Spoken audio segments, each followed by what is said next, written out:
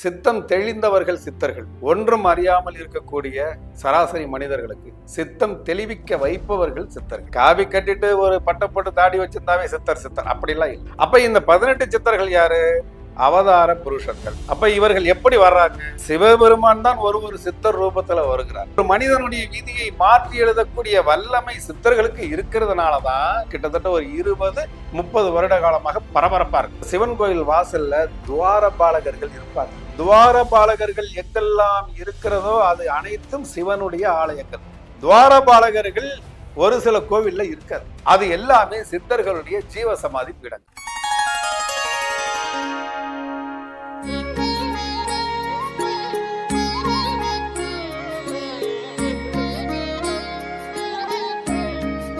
Hi hello Shri Varahi TV நேயர்கள் எல்லாருக்கும் ஒரு பெரிய வணக்கம். அண்ட் இன்னைக்கு நம்ம கூட இணைஞ்சிருக்க கெஸ்ட் யாருன்னு பார்த்தீங்கன்னா, இவரை பற்றி நிறைய விஷயங்கள் சொல்லலாம். ஒவ்வொரு நாளும் நம்மளோட சோஷியல் மீடியாலையும் சரி, டிஜிட்டல் மீடியாலையும் சரி, அவரோட கருத்துக்களையும் சரி, சித்தர்கள் வழிபாடுகளை பற்றியும் சிறந்த வகையில் நம்ம கிட்ட பகிர்ந்துட்டு வர்றாரு. அந்த வகையில் நம்ம கூட இணைஞ்சிருக்க நபர் யாருன்னு பார்த்தீங்கன்னா, சித்தர்தாசன் செல்வகுமார் ஐயா நம்ம கூட இணைஞ்சிருக்காரு. ஐயா வணக்கம். வணக்கம் வணக்கம். எப்படி இருக்கீங்க? நல்லா இருக்கு. நீங்க எப்படி இருக்கீங்க? நல்லா இருக்கிறேங்க. ரொம்ப நாள் கழிச்சு நம்ம சந்திக்கிறோம். ரொம்ப மகிழ்ச்சிங்க. நிறைய விஷயம் உங்களோட வீடியோஸ்லயும் உங்களோட இன்டர்வியூஸ்லயும் நாங்களும் பார்த்துட்டு வரோம். நம்ம இன்டர்வியூல கொஞ்சம் வித்தியாசமா நிறைய விஷயங்கள் பேசணும்னு நினைக்கிறோம் சார். முதல் கேள்வியா எனக்கு என்ன ஒரு விஷயம்னா, எல்லாருக்கும் இப்ப இருக்க மக்கள் கிட்ட ஒரு விஷயம்ன்றது சித்தர் வழிபாடு, சித்தர்கள் இந்த மாதிரி ஒரு விஷயம் புதுசா இருக்குது. இது வழிபட்டா இந்த மாதிரி நமக்கு நல்ல நல்ல விஷயங்கள் நடக்குமா அப்படின்ற ஒரு யோசனையும் சிந்தனையும் வர ஆரம்பிச்சிருது. எல்லாரும் அதை நோக்கி போயிட்டு இருக்கிறாங்க. முதல்ல சித்தர்கள்னா என்னங்க? சித்தர்னா யாரு முதல்ல? சித்தர்கள் என்பதை சொல்லணும் அப்படின்னா பல மணி நேரங்கள் ஆகும். நிறைய சொல்லலாம். ஆனால் நம்ம ஒரு 2 வரியில சொல்லலாம் அப்படின்னு கேட்டீங்கன்னா, சித்தம் தெளிந்தவர்கள் சித்தர்கள். ஒன்றும் அறியாமல் இருக்கக்கூடிய சராசரி மனிதர்களுக்கு சித்தம் தெளிவிக்க வைப்பவர்கள் சித்தர்கள். பாயக்கலைகள் 64ன்னு சொல்றோம். இந்த 64 கலைகள்ல எவ்வளவு பெரிய வல்லமை மிகுந்த மனிதர்களாக இருந்தால் கூட ஏதாவது ஒரு சில கலைகளில் மட்டும்தான் தேர்ச்சி பெற முடியும். ஆனா சித்தர்கள் இந்த கலையில் தேர்ச்சி பெற்றவர்கள் என்பதை விட இந்த கலைகளை எல்லாம் நமக்காக ஒப்படைத்தவர்கள், தோற்றுவித்தவர்கள். இந்த சித்தர்கள் அப்படின்றவங்க 18 சித்தர்கள், சில வகைப்பாடுகள். சித்தர்கள், முனிவர்கள், ரிஷிகள், ஞானிகள், சாதுக்கள், சன்னியாசிகள், மகான்கள், இத்தனை பிரிவுகள் இருக்கு. காவி கட்டிட்டு ஒரு பட்டப்பட்டு தாடி வச்சிருந்தாவே சித்தர் சித்தர் அப்படிலாம் இல்லை. இந்த பிரிவுகளின் அடிப்படையில தான் என்னுடைய பார்வை. ஏன்னா என்னுடைய கருத்துக்கள் எதுவுமே எந்த புத்தகத்திலும் இல்லாத கருத்துக்களாக இருக்கு. எனக்கு என்ன அனுபவமோ, நான் பல்வேறு சித்தர்களுக்கு சேவை செய்து அவர்களோடு நான் டிராவல் பண்ணேன். அப்ப எனக்கு என்ன அனுபவமோ அதைத்தான் நான் சொல்ல முடியும். அப்ப இந்த சித்தர்கள் யார் என்று கேட்டால், தாய் தந்தையர் இல்லாமல், அதாவது யோனி வழியாக யாரெல்லாம் பிறக்கவில்லையோ அவர்கள் மட்டும்தான் 18 சித்தர்கள். அப்ப இந்த 18 சித்தர்கள் யாரு? அவதார புருஷர்கள். அப்ப இவர்கள் எப்படி வர்றாங்க? சிவபெருமான் தான் ஒரு சித்தர் ரூபத்துல வருகிறார். அப்ப சித்தர்கள், சிவன்கள், இவங்க எல்லாமே ஒரு சேர ஒன்றுதான். ஆனால் ஒரு விதி விலக்கு. சிவபெருமானை கும்பிட்டோம் அப்படின்னு சொன்னால், நம்ம வணங்கணும் அப்படின்னு சொன்னா நம்மளுடைய கர்ம வினைக்கு தகுந்தார் போன்ற உண்டான பலன்கள் கிடைக்கும். என்ன பாவம் செய்தியோ அந்த பாவத்திற்கு உண்டான பலன்கள், என்ன புண்ணியம் செய்தியோ அந்த புண்ணியத்திற்கு உண்டான பலன்கள். ஆனால் நான் தெரிஞ்சோ அல்லது தெரியாமலோ நான் பாவம் செய்து விட்டேன். ஆனா அந்த பாவத்துக்கு நான் பரிகாரம் செய்ய தயாராக இருக்கிறேன், பிரயசித்தம் தேட தயாரா இருக்கிறேன், இப்ப நான் நல்லா வாழ்றதுக்கு வழிகாமிக்கணும் அப்படின்னு சொல்லும் பொழுது, நீங்கள் எந்த சிவபெருமானை போய் வணங்கினாலும் அவர் உங்களுடைய விதிக்கும் கர்மாவுக்கும் உட்பட்டுத்தான் உங்களுக்கு அருள் பாலிக்க முடியும், வழி நடத்த முடியும். சித்தர்கள் அப்படி இல்லை. உங்களுடைய விதியை மாற்றி எழுதும் வல்லமை சித்தர்களுக்கு உண்டு. அப்ப ஒரு மனிதனுடைய விதியை மாற்றி எழுதக்கூடிய வல்லமை சித்தர்களுக்கு இருக்கிறதுனாலதான், அதை இப்போது சமீப காலமாக எல்லாம் புரிஞ்சுக்கிட்டதுனாலதான் சித்தர்கள் சித்தர்கள் சித்தர்கள் என்கக்கூடிய பேச்சு இந்த கிட்டத்தட்ட ஒரு 20-30 வருட காலமாக பரபரப்பா இருக்கு. இந்த நம்பிக்கை எதுல இருந்து வர ஆரம்பிச்சதுன்னு நினைக்கிறேன் சார்? இந்த சித்தர்கள் மேல இருக்கிற மக்களுக்கு ஒரு நம்பிக்கைன்னு ஒரு விஷயம் இருக்கும். சோசியல் மீடியால கமெண்ட்ஸ்ல எடுத்து பார்க்கும்போது தெரியும், மக்கள் அவ்வளவு ஒரு நம்பிக்கை வச்சிருக்காங்க. இந்த நம்பிக்கை எதுல இருந்து வர ஆரம்பிச்சதுன்னு நினைக்கிறேன்? இப்ப நம்ம அன்றாடம் பயன்படுத்தக்கூடிய ஒரு உணவுப் பொருள் ஜீனி அப்படின்னு வச்சுக்கோங்க. அத சென்னையில சர்க்கரைன்னு சொல்லுவோம் இல்லையா? ஜீனி. உங்களுடைய குருமார்கள்ட்டயோ அல்லது வேறு விதமானவங்கள்ட்டயோ போயிட்டு இந்த ஜீனினா என்ன அப்படின்னு சொல்லி கேட்கும்போது என்ன சொல்லுவாங்கன்னா, சார் ஜீனி என்பது கரும்பிலிருந்து விளையக்கூடிய ஒரு பொருள். அந்த கரும்ப சர்க்கரை ஆலைக்கு அனுப்புவோம். அங்கிருந்து பிரிச்சு ஜீனி அப்படின்றது வரும் அப்படின்றத தானே உங்களுக்கு சொல்லுவாங்க. ஆமா. சித்தர்கள் என்ன சொல்லுவாங்கன்னா, கொஞ்சோண்டு ஜீனியை எடுத்து கையில குடுத்து, இதை சாப்பிடு அப்படின்னு சொல்லி, அந்த சுவையை உங்களை உணரச் செய்து, இந்த ஜீனியின் மூலமாக இருக்கக்கூடிய நன்மைகள் என்ன? இந்த ஜீனியின் மூலமாக இருக்கக்கூடிய தீமைகள் என்ன? இதனுடைய சுவை என்ன? ம். இதை எப்படியெல்லாம் பயன்படுத்தலாம்? எப்படியெல்லாம் பயன்படுத்தக்கூடாது? யாரெல்லாம் பயன்படுத்தலாம்? யாரெல்லாம் பயன்படுத்தக்கூடாது? அப்படின்ற விளக்கத்தை, அதாவது ஜீனியை அள்ளி உங்க கையில கொடுத்து ருசிக்கச் செய்து, அது தொடர்புடைய விளக்கத்தை கொடுத்ததுக்கு பிறகுதான் இந்த ஜீனி எங்கிருந்து உருவாகுதுன்னு சொல்லிட்டு அந்த கரும்பு பயிரிடணும். இதுல இருந்து டாபிக் சொல்லுவாங்க. சோ உங்களுக்கு எது தேவை? உணருதல் தேவை. எனக்கு கஷ்டமா இருக்கு. இன்னைக்கு யாருமே கோயிலுக்கு போறவங்களா இருக்கட்டும், அல்லது சித்தர்களை வழிபடக்கூடியவர்களா இருக்கட்டும், சித்தர்கள் நல்லா இருக்கணுன்றதுக்காகவோ, அந்த கோவில் வாழ்வாங்கு வாழணுன்றதுக்காகவோ யாரும் போகல. ஏதோ ஒரு வகையில் நமக்கு இருக்கக்கூடிய பிரச்சனைகள் தீர்ந்து விடாதா? இந்த ஏக்கத்துலதான் எதை தின்னால் பித்தம் தெளியும். அப்ப இந்த சாமி கும்பிடலாமா, அந்த சாமி கும்பிடலாமா அப்படின்ற அடிப்படையில சித்தர்கள்ட்ட போறாங்க. இப்ப அந்த சித்தர்கள்ட்ட போகும் பொழுது நன்மை நடக்குது அப்படிங்கும் போது என்ன பண்ணுவாங்க? காலகட்டியமா பிடிச்சுக்க வேண்டியதான். இதுதான் சித்தர்களுக்கும் மற்றவர்களுக்கும் உண்டான வித்தியாசம். இதன் காரணமா தான் சித்தர்கள் மேல மோகம் அதிகமாக இப்ப இருக்கு. ஓகே. இப்ப பொதுவா நம்ம கோயிலுக்கு போறோம், கடவுளை வேண்டுறோம். தனிப்பட்ட முறையில ஒரு கடவுளும் ஒருத்தவங்களும் விருப்பப்பட்டு இருக்கும். இப்போ நம்ம ஒரு கடவுளை வேண்டுறதுக்கும் ஒரு சித்தர்கிட்ட போய் நம்ம வழிபடுறதுக்கும் என்ன வித்தியாசம் இருக்கு? அதாவது இப்ப நமக்கு தெரியாமலேயே நிறைய கோவிலுக்கு நம்ம போயிட்டோம். அந்த கோவில்ல பாத்தீங்க அப்படின்னு சொன்னாக்கா, ஒரு சிவன் கோவில் இருக்குதுன்னு வச்சுக்கோங்களேன். அந்த சிவன் கோயில் வாசல்ல துவாரபாலகர்கள் இருப்பாங்க. அப்ப நீங்க நல்லா கூர்ந்து கவனிக்கணும். துவாரபாலகர்கள் எங்கெல்லாம் இருக்கிறதோ அது அனைத்தும் சிவனுடைய ஆலயங்கள். ஓகே. துவாரபாலகர்கள் ஒரு சில கோவில்ல இருக்காது. அது எல்லாமே சித்தர்களுடைய ஜீவசமாதி பீடங்கள்.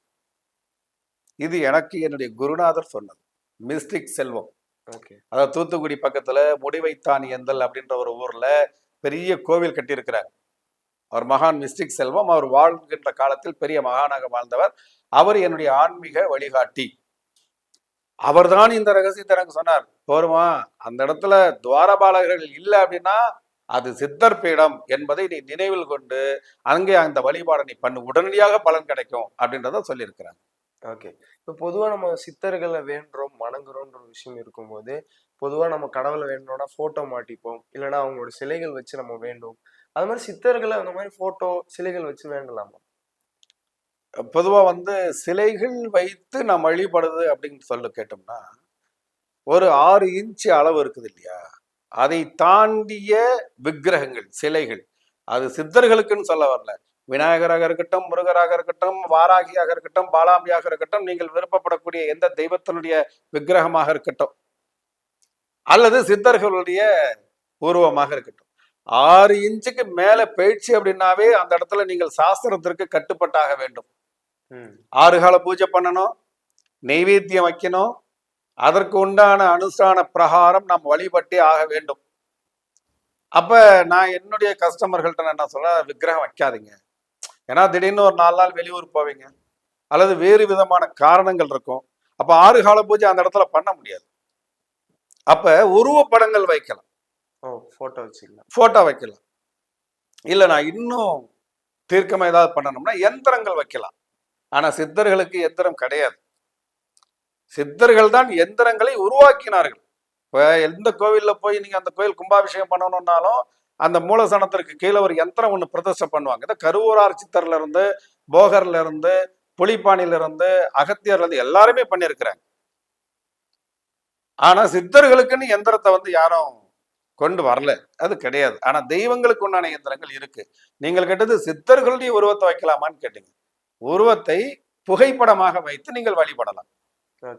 விக்கிரகமாக வைக்கணும்னு சொன்னா அந்த சாஸ்திரத்துக்கு கட்டுப்பட்டு தான் நீங்கள் செய்ய வேண்டும். ஓகே. இப்ப நம்ம புகைப்படம் வச்சு நம்ம வந்து சித்தர்களை வழிபடுறோம்னா என்னென்ன மாதிரி நன்மைகள்லாம் கிடைக்கும்?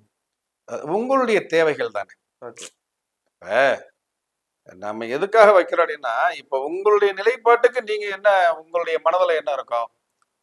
நல்ல எதிர்காலம் எனக்கு தேவையாக இருக்கணும். இந்த மீடியால நாம வந்து நம்பர் 1 புகழ் பெற்று கொடி கட்டி பறக்கணும். மனசு சஞ்சலப்படாம நாம் எந்த லட்சியத்தை நோக்கணுமோ அந்த பயணம் தடை இல்லாம நடக்கணும். இது உங்களுடைய. ஆனா ஒரு அலுவலகத்தில் வேலை பார்க்கக்கூடிய குமாசாவா இருக்கட்டும், அல்லது ஜனாதிபதி மாளிகையில் இருக்கக்கூடிய உயர்ந்த அதிகாரியா இருக்கட்டும், எல்லா மனிதர்களுக்கும் பிரச்சனை இருக்கு. அது அவரவர்களுடைய தன்மைகளுக்கும் நிலைப்பாடுகளுக்கும் தகுந்தாற் போல மாறுபடும். 50 கோடி ரூபாய் சொத்து இருக்கிறவனுக்கு 100 கோடி ரூபாய்க்கு தேவையான பிரச்சனை இருக்கும்.